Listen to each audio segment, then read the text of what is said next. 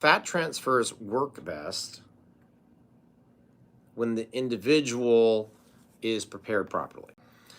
This is an important conversation because many women are considering explant surgery are also concerned about how they're going to look afterwards, especially with the big changes in volume that can happen. And can a fat transfer be done, and can it be done safely at the same time? And, the answer is different for each person. Each person is their own individual, their own biology, and the preparation, the surgical technique, and how they're prepared and recovered is very important. Fat transfers on a whole are not new. Surgeons have been using them for well over 100 years.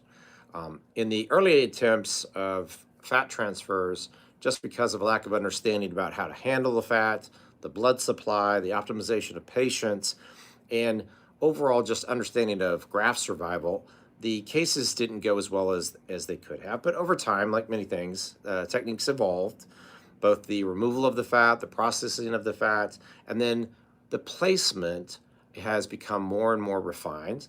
And so the outcomes are more reliable. So that, and I've done presentations about this. You can go to my YouTube channel and find them. I have a YouTube channel just devoted to fat transfer, and then I have a larger YouTube channel with 2 million subscribers that discusses explants and has our podcast and all the fat transfer shows as well. But here's the key point.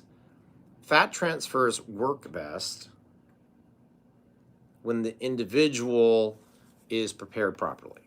And that becomes even more important when we're combining explant surgery, which itself, especially my patients, they've come in with usually a fair amount of inflammation that's chronic.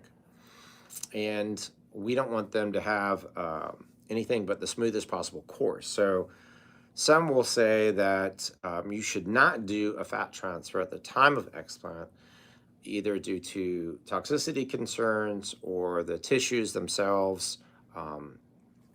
But in general, I think of it as, working with the patients to help with their inflammation and then properly prepare them. And if we can't get the patient prepared, then they're not going to be a candidate, and we can do it as a delayed procedure. And I really, if I can get a patient properly prepared, I prefer to do simultaneous fat transfers. They make a lot more sense to me in the carefully selected patient.